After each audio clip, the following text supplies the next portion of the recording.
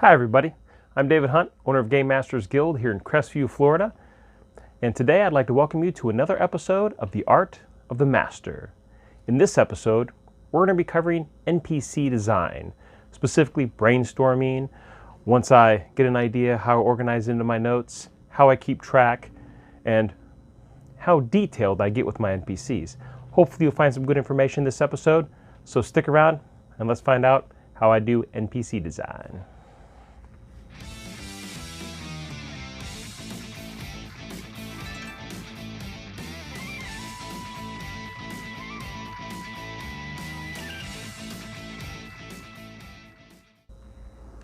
So NPC design really goes hand in hand with creating the adventure itself. Basically, once I know what genre I'm going to run, and I know I've got players for that, then automatically, as I'm coming up with where the players are going to start and where they're going to hopefully end up, that's going to start giving me ideas about the middle ground. And then NPCs kind of naturally pop up. So, for instance, let's say, for simplicity's sake, we're going to run fantasy.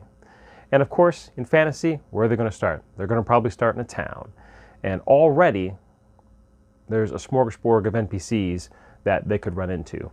The tavern owner, the innkeeper, the blacksmith, the local lord, and his hirelings, such as the guards. But in this case, you wouldn't worry about each individual guard. No, you'd worry about like captain of the guard. You'd worry about maybe the advisor to the king. Maybe it might be a powerful wizard or someone who's just very politically suave, or maybe not. Who else is prominent in the city? The taxman. Many merchants. Some are powerful, some are not. There's always some form of news, especially in a larger city or kingdom, or even a large village. Maybe they'll have a town crier or something like that. So there's a lot of individuals that you could already pop in your head and say, hey, these guys I need to flesh out, or at least have a good idea of, a rough idea I should say, not a good idea, but a rough idea of who these people are. What other notable figures can we think of in a starting fantasy town? Well, we've got people who are on the fringes of society. Maybe someone who's associated with the Thieves Guild. And I wouldn't necessarily go with the head of the Thieves Guild. No, because I see a lot of games where GMs make up NPCs and the really high level guys, and the players inevitably run up against them. And I don't think that's all necessary, because I don't think the players are always going to have access to the highest level NPCs in every single town. It can be kind of cool, but also it gets old after a while.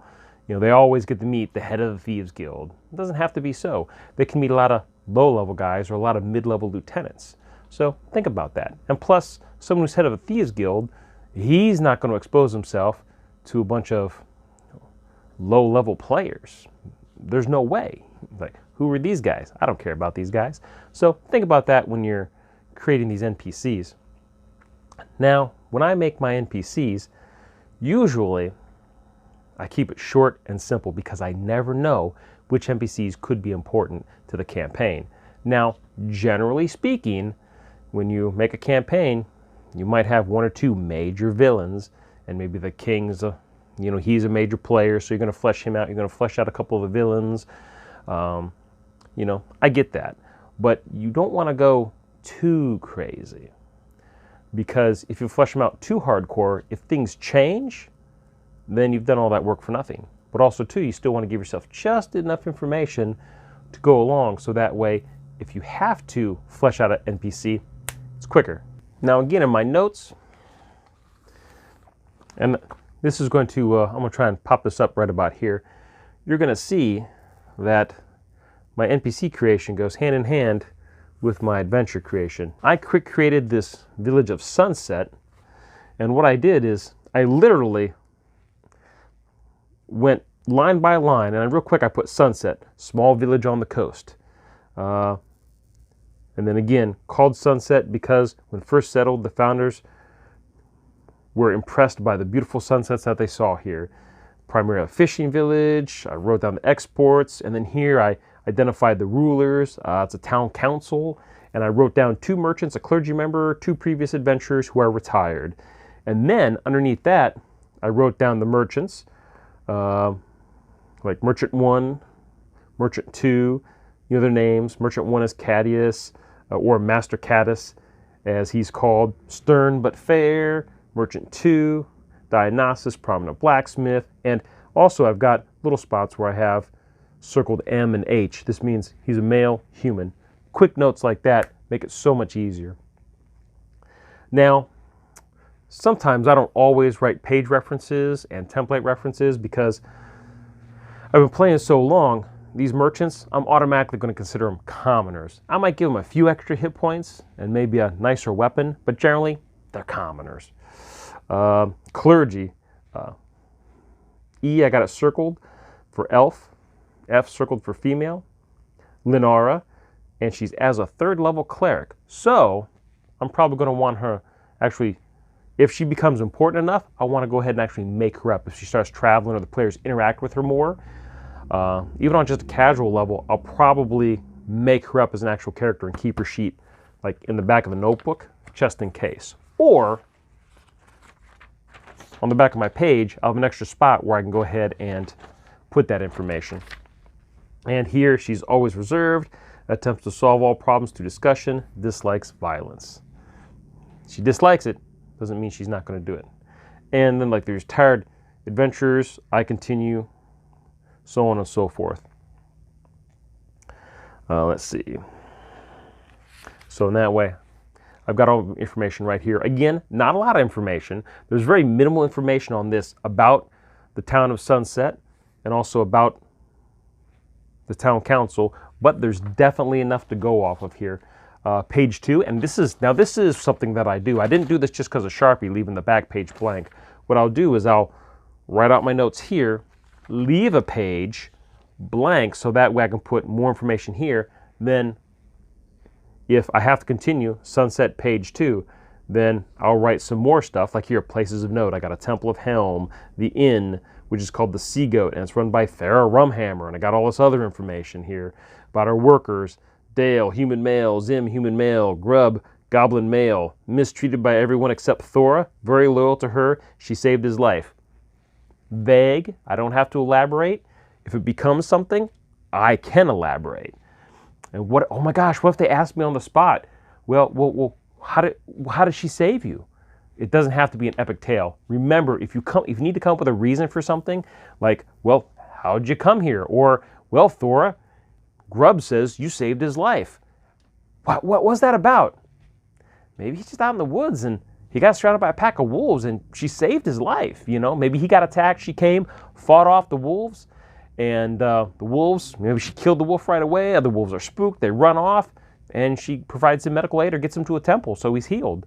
It doesn't have to be from a dragon or a bullet. Remember, there are still a lot of very, very common dangers in fantasy, and I think a lot of these things are overshadowed by some of the more awesome monsters and larger possibilities and huge overarching apocalyptic story plots. Remember, it's okay to be mundane. It's okay to bring the mundane in because the mundane can be just as dangerous. I say mundane only because in a fantasy world, wolves can be mundane. But I also almost had 6 players get party wiped by a pack of wolves. And thankfully I had a high level NPC with them who was able to, he was the evocation mage, and use burning hands to kind of pull their fat out of the fryer. It really went downhill quick. All it takes is a couple bad rolls for the players, a couple good rolls on the part of your NPCs or your monsters, and complete turnaround. You just never know. Again, and here a home port for a ship called the Sea Gristle. It may never come up. They may never pay attention to it. But if I need it, it's there. And I got the captain here. Quick stats, like he's a half-orc, he's shady, and I treat him as a bandit captain. See, I specifically made notes there. And then I've got the crew, which are as commoners, except for 2 elf females who fight as 4th level rangers. Super easy. Again, I leave a page blank so I can put more information. Sunset page 3, notes and encounters, odd happenings, haunted woods outside of town, other notes. And then what I'll do is I'll keep the next page after that I'll keep this blank, and if I had more pages, then what I would do is, then my next location would be here with all my NPCs. That's how I keep track of my NPCs. That's how I quick build my NPCs. Super, super simple. And a lot of times when I'm getting ready to run an adventure, you know, when I'm reading books or I'm watching TV, you know, it's always running in the back of my mind. If you're a DM, you know, you're always kind of thinking. And it becomes second nature after a while. First few adventures, kind of rocky, but after you start getting used to it, you're kind of like, oh, that's a good idea. It'll just pop in there and like, huh. And you'll do a quick note in your phone, and I'll do that all the time when I'm on the run. I'm like, oh, that's a good idea. Do a quick note, and then when I sit down, I'll make a quick note about that NPC in the appropriate place, and then I'm good to go. So let's start out low level first before I get to the big guys. So your low level guys, your player's going to have some interaction with, maybe frequent interaction, but they might not be major players. So in this case, like the innkeeper, the tavern owner, heck, even the head of the town guard, these guys, you know, I'm going to give them AC, I'm going to give them hit points, give them preferred weapon, give them a quirk, just like that. Super simple. So I'm literally writing down, give them a name, you know, Johann, captain of the guard, loyal to the king, AC 17, hit points 30, long sword, shield, gruff. And that is literally all the information I'm going to put down for this guy. Now, I'll leave a couple spaces in my notes, so that way, if the players have an interaction with them, I can make a quick note like, befriended by Darius, the wizard. In parentheses, maybe I'll write John, just to remind myself who's playing Darius. Although if he's at my table, you know, I should remember him, you'd think. But just notes for me for clarity, that's all. So that's all I really need. And so that means if Johann's been befriended by Darius, then that means he's going to be a little more friendly to Darius and perhaps the rest of the party. So I can mentally fill in the blanks from there. It's not a problem. And I can do this for each and every NPC that I have, that I think is going to have any kind of interaction with the players. And also, this is likewise super easy if, let's say, the players run into somebody. Let's say, I don't know, let's say they deal with a shoemaker in town. And for some reason, we have a good, just an RP moment with it. So then I write down, I don't know, I'll write down Sarah, cobbler, friendly of the players, lots of interaction, you know, maybe whatever happened, you know, the players paid extra for the work done on their boots, you know, maybe she did secret compartments or something maybe out of the ordinary, and you know, super polite, super friendly, or maybe she wasn't, you know, maybe she was stern, maybe she was annoying, maybe she seemed secretive.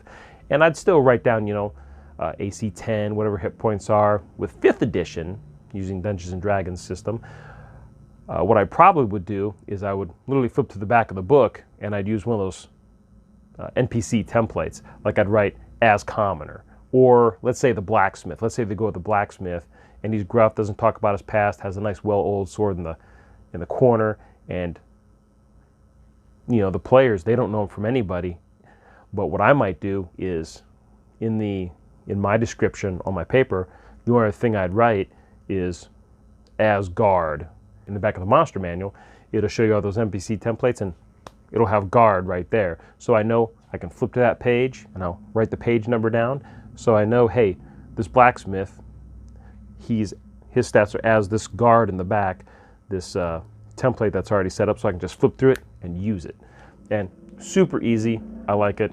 I do really like 5th edition on how they've done all that, but this is not specifically about 5th edition. This applies to just about anything.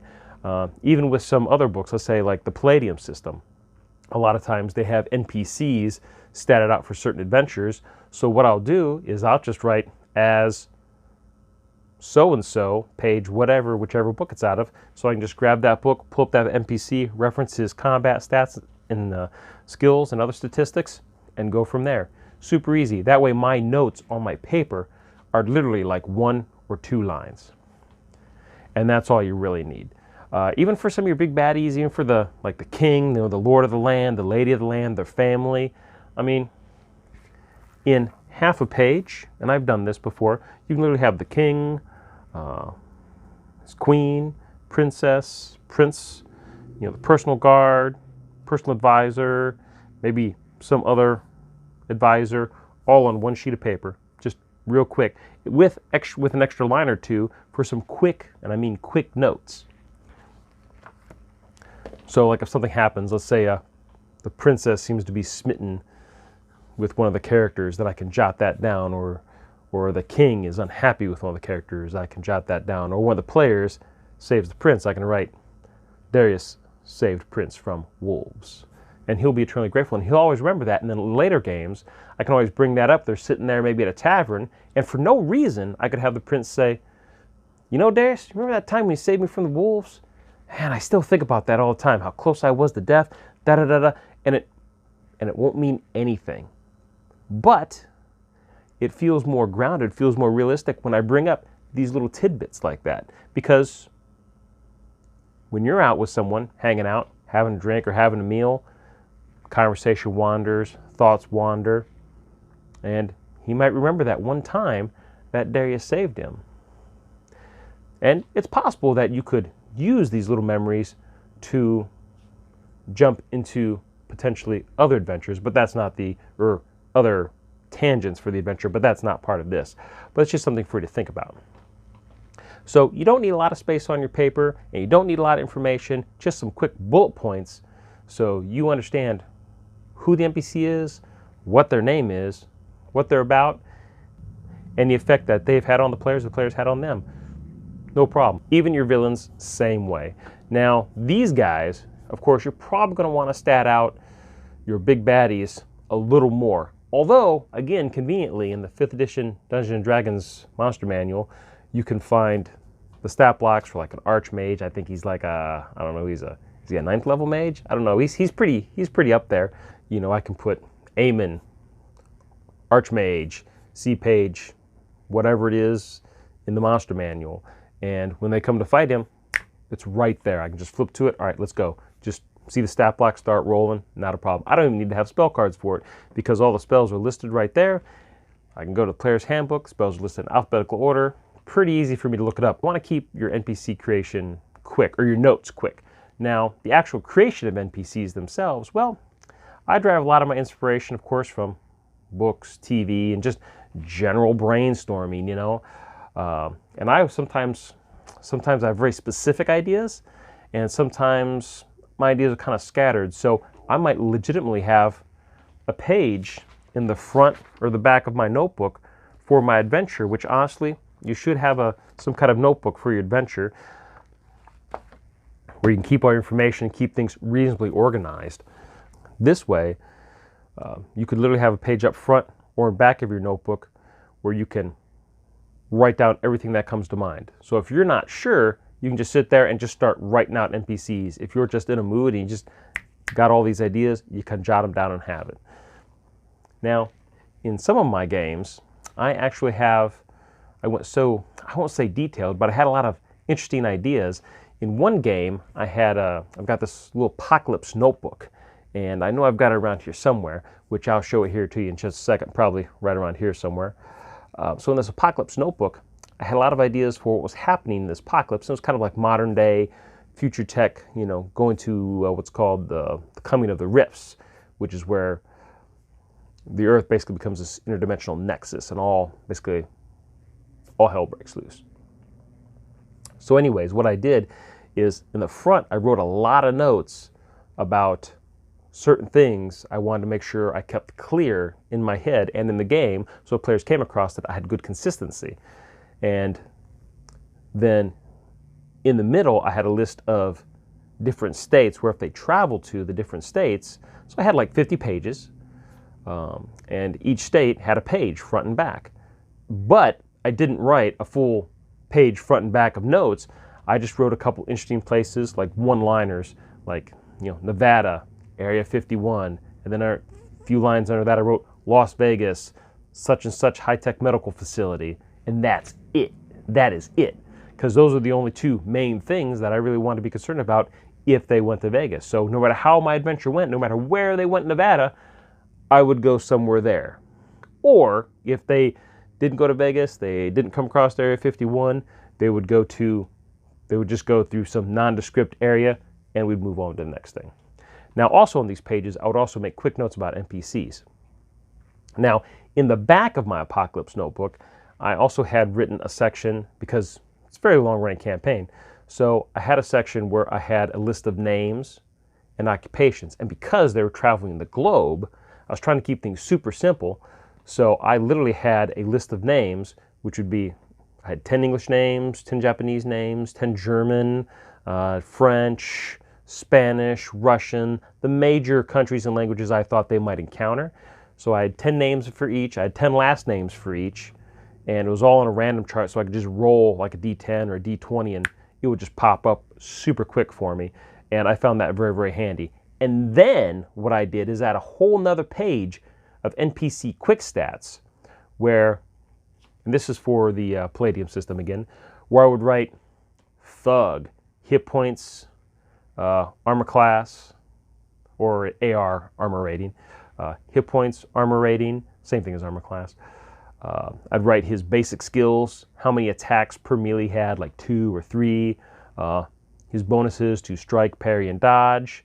Again, barely takes up a line, and then I might put what weapon he has, and maybe he's got like a revolver, a knife, and he might have something else. I don't know, car keys or a motorcycle or something like that. I don't know. But basically, just that snippet right there. And then, let's say after I got thug, I'd get like SWAT, paramedics, firemen, military soldier, combat, military soldier, non-combat, military officer, combat, military officer, non-combat, military pilot, civilian pilot, trucker, cook, nurse, doctor, neurosurgeon, bionic surgeon, cyberneticist, computer technician, FBI agent. I'd have all these little blurbs for these quick NPC stats, and this sounds like a lot, but really I only had like 2, maybe 3 pages tops, 3 pages total.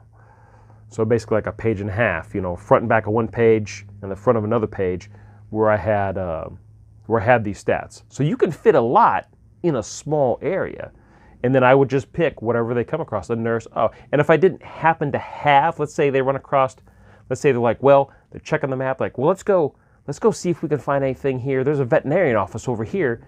Maybe we're injured. Maybe we can go raid their supplies and maybe we can find something that'll work. And then boom, I'm like, oh my gosh, they can run into a survivor that's held up there and maybe she's a veterinarian. So then what do? I don't have that made up in my quick stats, no problem. Then I just make her a nurse, or I make her a regular full medical doctor, or maybe it's even a surgeon. And then I just alter the stats, the skills, just for animals instead of people. And then she takes a penalty for working on people. Super simple, super easy. And of course, let's say she ends up being a tag along. It works out to where she stays with the group. Then I can write her down and stat her out just a little more, flesh her out, or I can leave her as is and make up whatever I need on the fly, which is frequently what I do. Anything super important, like if suddenly, oh, she can drive a boat because it's convenient, then I just write down skills, motorboat. No biggie. But I try not to, basically how I want to say is, when I do quick skills like that, when I add quick skills to an NPC who's growing with the players, where I add, like to the veterinarian, oh, she drives a motorboat because, maybe she owns a motorboat at home. And so it's something she does during the summer. They go out, she got a motorboat, no problem. She can drive one. But I also try to make it to where if the players don't have that skill, I don't necessarily automatically give it to that NPC. Maybe if I feel like I'm making it too easy, I'll just let the dice decide. I'll say, okay, 50-50 shot, above 50%, she doesn't have the skill. Roll 49, she's got the skill. Again, quick stats. That's what I was going for. And hopefully, again, right here is where I had, where you'll be able to see the Apocalypse book and kind of quickly see what I had done in there. Super easy. Keep it super simple when you're making up your NPCs. Something that doesn't give you a headache, basically. Because I'm going to tell you, If you spend an hour making up a character full on, if you don't use them, you're not going to be happy. If your players ignore them, you're not going to be happy. I had a character, this is many years ago, and I was inspired by the Ghost of Tsavo, about these man-eating lions that actually attacked this area called Tsavo over in Africa. And it was really, really unusual and unwarranted. At the time, it was kind of a big deal. And I got this idea about this tribesman, basically, in my fantasy world, where he was like the survivor of his really small village, and he killed a lion with his bare hands, yada, yada, yada. I'd worked out the story and his scars, super highly detailed, told the players about it when he encountered them, and related my story, worked it in there nice and easy. And one of my players was like, man, that's a hard luck story, dude. Here's some gold. Come on, guys, let's go talk to that blacksmith over there. I think he's not telling us everything about his past. Let's go. And that's exactly what happened. And they left him in the dust, and they went to go talk to the blacksmith. Now, the blacksmith, the only thing I'd done is described a really nice, well-oiled sword in the corner. He was just kind of gruff. He's like, yeah, I'll do some work for you, no problem. Ah, gold, whatever, yeah, okay. You know, ching, ching, ching, ching, he's working. And, they try to have a conversation with him. He's like, yeah, I don't really, he's kind of dodgy, you know. He's like, I was a soldier once upon a time. I don't do that crap anymore. It's a lot safer, making horseshoes and fixing other people's swords, But it's kind of weird that he's got this one sword, keeps well oiled in the back. And, he's kind of portly now, he's definitely not in fighting status, but the players are intrigued about him because of how I laid it out to him. And I literally got 2 lines of stats: AC, hit points, his bonuses to attack. And this was still while I was running Palladium Fantasy. And, his sword, I don't even think it was a magical sword. He was just really good. And the players were bugging him constantly to go on an adventure. And they were bugging him constantly. And the players didn't know that I didn't have anything for this guy. And I didn't intend for them to be really taken with this guy. I just made it up on the fly. And that's another thing. If you make some stuff up on the fly, take notes on it, because it's going to come back to you. And you need to remember these kind of things. So, and they bugged him all the time and wanted him to go. And I think eventually, I don't quite remember, but I think eventually he did, or at least he was a segue to some additional help or another part of the adventure. I know that much for certain. So don't put too much effort into your NPCs, or else you might find them collecting dust in the trash bin. And actually, you really shouldn't ever throw away any NPC you make up, because quite honestly, later on, like that same tribesman, I could just scribbled out his name, waited for a good opportunity, and made him like, next time they got attacked by bandits, he's the bandit leader. Why not? I don't literally make that NPC a bandit leader and say, hey, remember that guy who had this elaborate story about the lions and everything? Here he is. I don't do that. If players don't like a certain NPC, they don't seem to be interested in him in any way, that idea, I just throw that away. I let it fly off, because if they're not interested in it, then there's no reason for me to force it.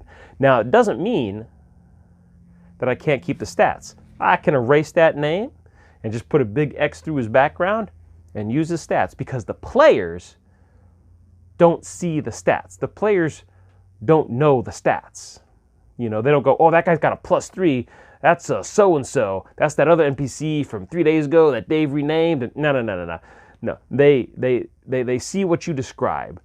They see that character. So instead of describing some kind of tribesman, now he's somebody else. And maybe he's a dragonborn fighter now. And I just use all those stats, and I don't worry about adjusting for his race and all that other crap, because the players don't know the stats.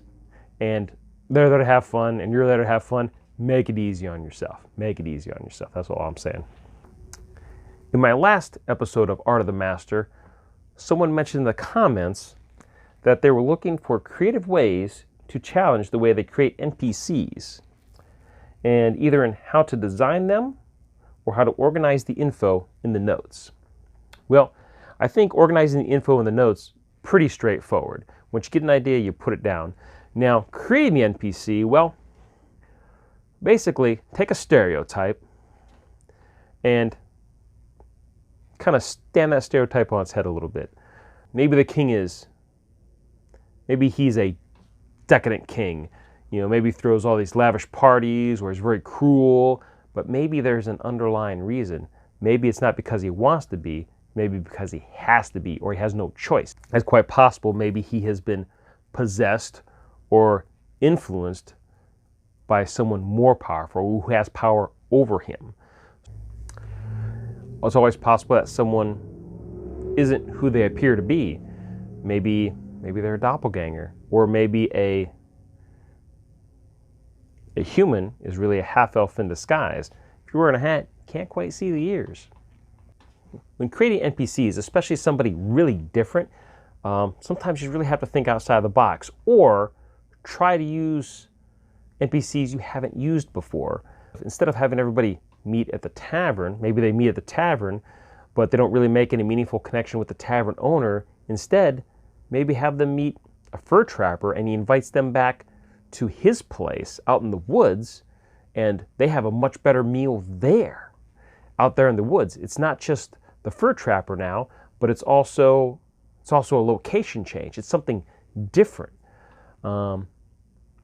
Maybe you could have an astronomical observatory, and maybe it's attached to a tavern or an inn. And you could easily say, not all places have a king or a lord. Maybe it's just a council of people. Maybe it's a group of mages. Perhaps there's a council of men or women from different backgrounds, different races who rule over everything. Maybe a bunch of town elders, or maybe certain people between the ages of 15 and 20 rule the town. There's all sorts of different ideas you can do. What if you could also look at something that maybe the local brothel is so powerful, they literally own the town. I think that's the best way for me to challenge myself in terms of making up NPCs, is to try and break away from the NPCs I've made before. Maybe bandits, maybe they're bandits for a reason. They're not bandits just because they're bad people. Maybe because there's some other underlying factor that causes them to do what they do. They're being controlled, or they feel they have no choice. Maybe their loved ones are in danger. Hence certain actions. Maybe the bandits, they're looking for an easy mark. They're not looking for a fight to the death. And that's another thing. Your NPCs, remember, they're people too. They shouldn't fight to the death. And if it looks like the players are cutting through your bad guys pretty good, there's no reason why a couple of them can't run away to live and fight another day. And plus, that's how you might get a recurring villain as well. So just keep that in mind.